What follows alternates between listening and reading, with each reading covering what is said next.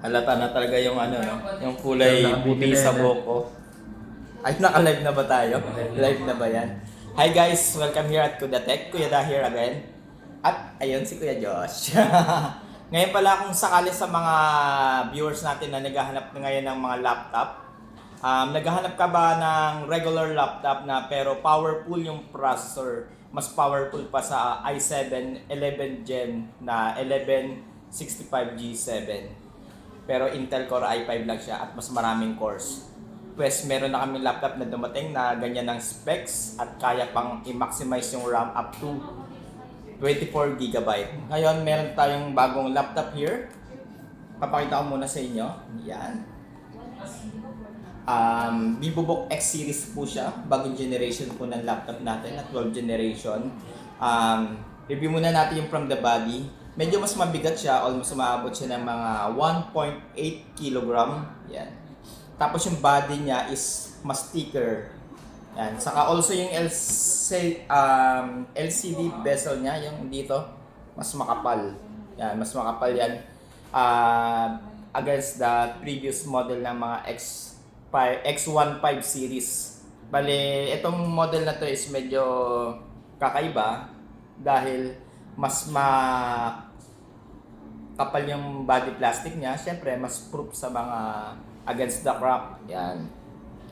And, tingnan nyo naman, 15.6 yung size niya.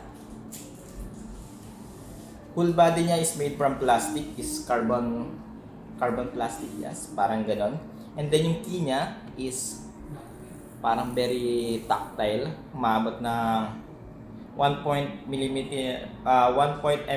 key travel yung key niya. Masarap pindutin. Para siyang hindi lang siya parang chiclet, para siyang gaming keyboard yung feel niya pag pinipindot. Yan isa sa mga features nito. Tapos medyo mas malawak yung kanyang trackpad. And also sa body niya dito, sa bottom niya, para siyang acid rain yung design niya dito, acid rain. Pero bago ako sabihin yung mga specs niya, pakita ko muna yung mga ports niya bago tayo sa specs. Yan, naka-power on na siya. Papakita ko na lang sa inyo yung mga ports niya. From here, meron po siyang ventilation. Yan, ito to. USB 3.2 na po ito. Hindi na siya yung 3.2. Sorry. Ito pala USB-A 2.0. Yan. And then here is ventilation para sa kanyang fan. Andi dito yung heatsink sa loob. Papakita ko sa inyo yung loob. Yan, bubuksan natin. And then, yan. Other side tayo. Medyo nakaangat na siya kasi binuksan ka na. Pero later, papakita ko sa inyo yung laman ng motherboard para malalaman natin kung upgradable po ba siya. Sinabi ko na pala kung upgradable siya. Kung ilan yung slot ng RAM. Sa makita nyo yung design ng motherboard. And dito naman sa kabilang side, meron tayong audio jack, multimedia. Andiyan na yung microphone and audio. Dito naman po meron tayong USB Type-C na port. Tapos USB 3.2 na Type B. Tama ba? Type B. Dalawang USB 3.2. Also HDMI port. Yan. Meron din tayo ditong power port para sa charger natin. Ang charger nito is almost 65 watts. Powered by 65 watts charger. Kunin natin yung charger natin para mapakita natin. Ganito po yung design ng charger, yan. 65 watts po siya. And then para siyang charger na lang ng cellphone. Yan. Salamat nga pala guys sa mga nag-subscribe sa aming YouTube channel. Pasensya na kayo kung hindi kami nakakasagot sa aming mga query. And hopefully yung ibang mga nagsasagot dyan sa mga nagko-comment rin. Salamat po sa mga nag-a-answer, sa mga nagtatanong, sa mga may knowledgeable rin sa computer. And papakita ko naman po sa inyo yung laman ng kanyang specs. Specs. Dito muna tayo sa kanyang key features. Punta tayo sa Task Manager. Ito po siya. Lalapit natin. Yan. Ang kanya pong processor is powered by Intel Core i5 12 generation 1240p 1240p yung kanyang bagong series ng processor. Meron po siyang 12 cores, 16 thread. Yan. with a base clock ng 1.70. Ito pong laptop na to na powered by Intel Core i5, meron po siyang high power na 4 cores, yan, 4 na core, na ang base clock is para sila ng 1.70, pero umaabot po siya ng 4.40 GHz yung kanyang turbo or maximum frequency. Yan. And then, ito pong 8, yan, ito yung high power, sabihin na natin, ito yung high power. Itong 8, 8. Sorry, 8. Paano ko ba siya bibilang? Bawa itong 8, yan. 2, 4, 6, 8. Itong 8. 8, ayan yung low power na processor.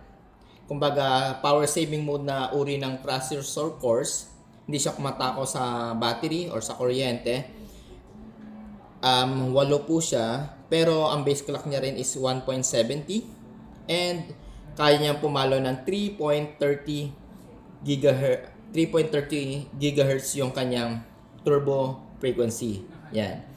Ano bang advantage nung meron tayong high power and low power cores para sa laptop? Anong advantage niyan? Kung sakaling yung laptop mo is nangailangan ng more speed, automatic is gagamitin niya yung yung allotted niya na 4 cores na high power upang i-process niya ng mas mabilis yung application na kailangan mong i-open or meron kang Excel na kailangan mag-recompute agad dun sa Excel mo, ganun.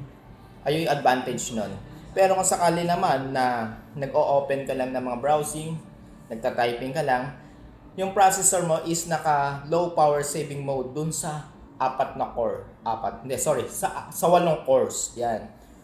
Kaya mas efficient siya and low power yung kanyang kinakain. And kung bibilangin natin yung total logical threads, umaabot ng 16. Yung high power niya, wala siyang threads. Yung low power niya na 8 core is may threads siya. Kaya 8 times 4 is 16. 8 times 2, 16. Sorry, mali tayo. Wala tayo sa math. Mahina tayo sa math. Yan. Tapos ngayon, balik na tayo dito sa memory. Sa memory po, ang default po nitong ating laptop is 8 GB. Ayun yung kanyang built-in. Non-removable 8 GB, 3200 DDR4. Ngayon, upgradable po siya hanggang 24 GB. Yan, nag-in-upgrade ko na siya. Pero, papakita ko sa inyo yung loob ng laptop. Abangan nyo kung paano ko siya babaklasin. Papakita ko ng design ng motherboard niya sa loob. Yan, take note, ang default niya is 8 GB na DDR4 3200 and maximum of 24 GB 3200. Also the SSD, meron po siyang NVMe. Intel po yung naka-default sa kanya na 512. Although pwede mo siyang i-upgrade ng up to 1 TB SSD. And then meron rin po siyang graphic card. Yan, Intel Iris Xe na po siya. Yung kanyang graphic card. Itong Intel Iris Xe is capable na po siya ng light gaming, light photo, video editing, kung saan is nakakasabay na rin siya sa mga dedicated graphic card na MX450 na may 2 GB na dedicated na RAM. Ngayon, si Intel Iris Xe kasi nakikihati lang po siya doon sa processor, pero maganda na rin performance niya at nakikihati rin siya sa RAM. Yung RAM po is automatic siya na nag-allocate. Ngayon po kasi nakalagay dito is 24 GB, nag-allocate siya ng 11.9 or almost 12 GB. Almost half ng RAM na naka-install sa kanya ay yung ina-allocate niya. Kaya mas marami siyang kayang i-handle na task in terms of graphical use. Yan, sana naintindihan niyo. Medyo kinakalawang na tayo. Sa pang-advantage dito, itong laptop na to is naka-ano po siya, 1080p Full HD display setting. Check po natin. Ayan po. Naka 1080p po siya. Also for the camera naman tayo. Camera. Most likely sa camera, maraming mga may gusto na mas high quality yung camera. Siyempre pag nakipag-zoom sila, nakipag-meeting online, nakipag-chat. Ito naman tong laptop na to is almost good as good quality na yung kanyang camera because meron na po siyang 720p resolution ng camera and slightly medyo meron lang siyang noise ng konti kapag madilim, kailangan mo ng proper lighting, tapos kailangan yung background mo is not too much lightning, hindi masyadong masilaw yung likod, kailangan yung brightest mo is nasa harapan lang ng iyong nasa harapan ng mukha mo para at least nakikita ka ng ano yung nagmabuti sa laptop. Yan, kung makikita natin, yan ang aking camera. Naka-gimbal tayo. Also, itong laptop na to, no worries ka na sa Microsoft application. Kasi, included or bundled na po yung kanyang Office 2021. Microsoft Home and Student na meron siyang Word, Excel, PowerPoint. Permanent license po ito. Yung iba tawag is a lifetime. But it's a permanent license. As long as the laptop exists, the license exists. Kung sakali magre-reformat ka, no need for the license key. Ang kailangan mo lang dyan, pag nag-create ka ng email and then nag-activate ka sa Microsoft, pag nag-bind na yan yung dalawang yung email and Microsoft product mo, is automatic na yung licensing mo is ma-acquired na ng laptop. Don't worry rin sa Windows 11 licensing kasi mismong laptop itself is embedded na po siya ng licensing. Kaya no worries na po kung mag-reset ka or mag-clean format ka. And ano pa nga ba itong advantage na itong laptop?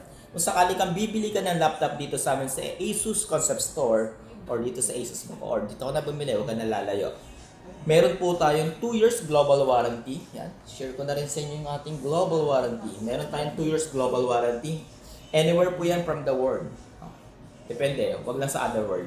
Anywhere from the world or mas better, kung saan ka mas malapit, doon ka bumili ng laptop. Katulad yan dito sa aming Asus Concept Store, kung mas malapit ka dito, mas better dito ka na bumili ng laptop para masakaso natin ng mabuti yung iyong warranty services. At meron pa rin po tayo yan, additional advantage sa ating warranty. Kukunin ko lang po. Meron din po tayong Platinum Protection Warranty. Ano nga ba yung Platinum Protection Warranty? Itong Platinum Protection Warranty, meron po tayong accidental damage. What I mean, kung sakaling ang laptop mo is accidenting nabasag yung LCD, it doesn't mean na wala ka ng warranty, void na. Kung other brand, automatic wala na tayong usapang warranty. Pero dito sa Asus is, meron ka pa rin pong habol sa warranty. Katulad po nitong scenario na to, halimbawa, pabasa ko muna sa inyo, Platinum Protection Warranty during for the first year only, unang taon. Yan, 0 labor fee and 20% repair fee. Explain po natin na mabuti. Sample, itong laptop mo, bagong bili. Ilang months pa lang sa'yo, pero aksidente mong nahulog or nabagsak. And then, ang LCD is nag-shatter. Yan, sample, nag-shatter siya. And then, for the other brand, syempre, wala nang usapan pa sa warranty. Dito kay Asus, is pasok pa rin siya sa warranty at sa Platinum natin. Ang mangyayari po, dadalhin nyo lang yung laptop dito. And dadalhin nyo lang po yung resibo. Gagawa lang po tayo ng incident report para sa laptop kung ano nangyari. And ang gagawin po natin is papadala natin siya sa service center. May babayaran po ba tayo? Tama, meron po. And yung LCD po, sample, ang presyo ng LCD is 10,000 pesos. Kunwari lang, 10,000 pesos. Pero hindi naman ganito kamahal yung LCD. It means, yung costing mo is yung 80% si Asus na magbabayad dun sa LCD na nabasag. Yung 20% na covered na yan is ikaw magbabayad. Bali, ang 2,000 pesos na lang ang babayaran mo and then wala ka ng service charge na babayaran. Diba? Sulit. Tapos tuloy pa yung warranty mo. Unlike the other, wala nang usapan. Pero ano lang po yun na one time lang sa unang taon. Doon mo lang siya makiklaim.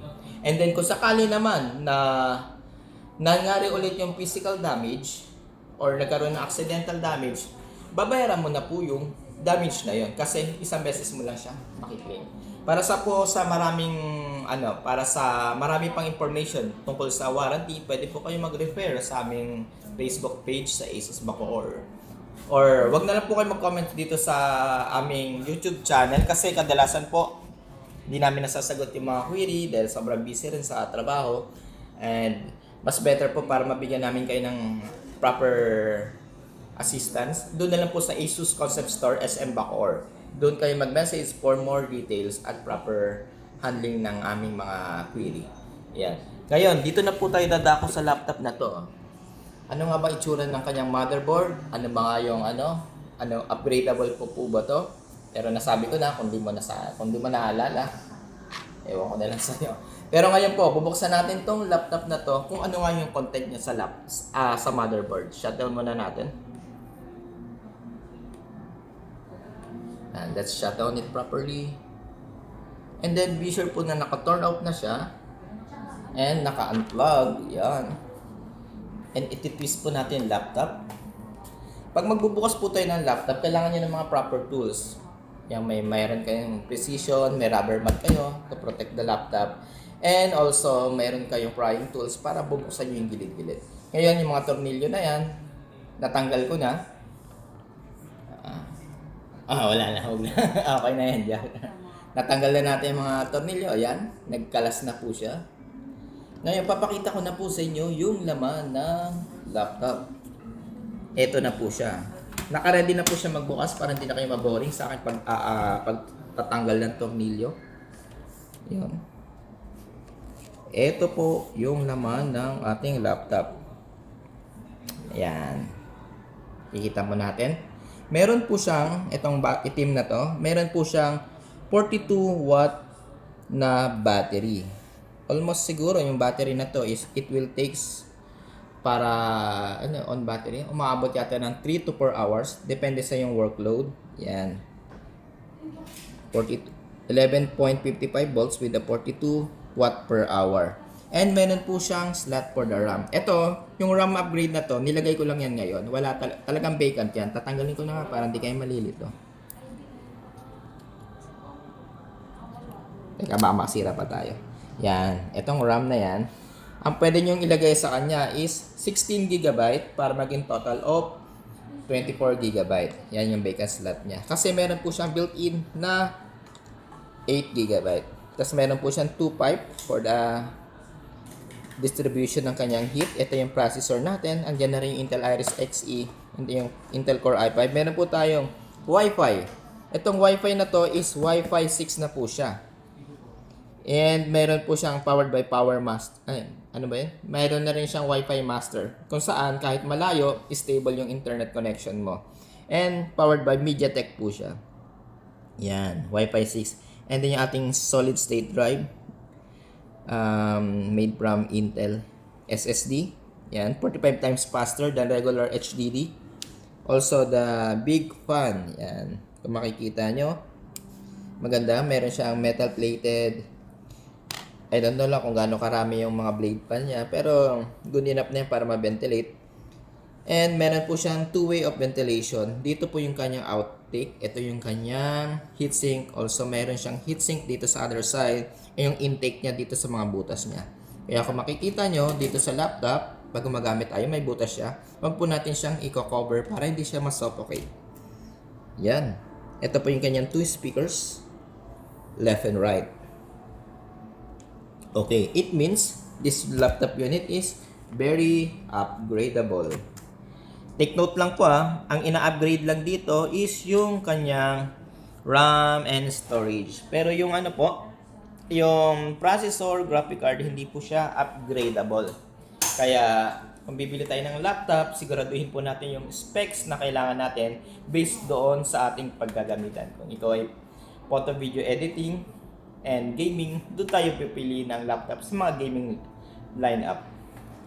Ayan po, maraming salamat sa mga nanood ng aking demo video para dito sa aking laptop na to. I-reveal ko po yung kanyang model and also the price. Wala yung model ako. Yan, ito po yung kanyang model. Asus X1502ZA BQ302WS color blue. Medyo darker siya, mukha siyang black, pero color blue. Maniwala ka sa akin, color blue siya. Kahit medyo mukha siyang black. Yan. With 8 GB. Actually, mali ito. DDR5. It's DDR4, sorry. Sorry for the wrong mistake. Yan. 512 SSD. Comes with Windows 11. with Homen Student 2021. Right? For the price of 44,995. Grab nyo na yan. And ayun lang po. Maraming salamat sa mga sumasabaybay. Salamat kay Kuya Josh. Yan, mag-unbox siya naman ng mga gaming laptop. Maybe. Abangan niyo yung review ko sa G14 2022. Oh, yun. Tapos Abangan nyo. 6.11 na kami. So, See you soon. like 3.9 na lang guys. Malapit na ulit magpa-raffle guys. Please help us. I always drop, I always leave, like and share po para sa share niyo din sa mga friends nyo guys. Ciao muna, may kain kami. Alright guys, salamat po. Bye-bye.